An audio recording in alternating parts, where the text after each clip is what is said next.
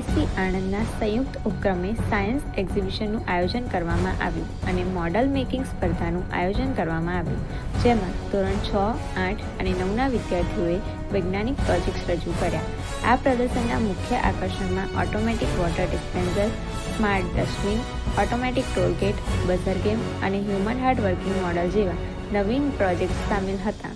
વિદ્યાર્થીઓએ આ પ્રોજેક્ટ દ્વારા ટેકનોલોજી અને ઇનોવેશન પ્રત્યેની પોતાની સમજણ અને કૃતિશીલતા રજૂ કરી.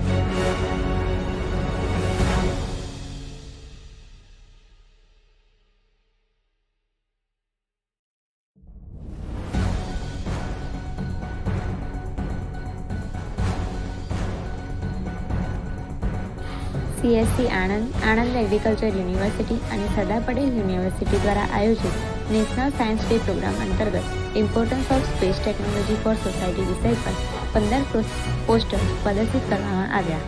આ ઉપરાંત ઇસરોના ડિરેક્ટર શ્રી નિલેશ દેસાઈ અને 17 વૈજ્ઞાનિકો વિશેષ મહેમાન તરીકે ઉપસ્થિત રહ્યા. વિદ્યાર્થીઓ સાથે તેમની વાતચીત અને અવકાશ પ્રૌદ્યોગિકી અંગેની ચર્ચા ખૂબ જ ઉપયોગી સાબિત થઈ.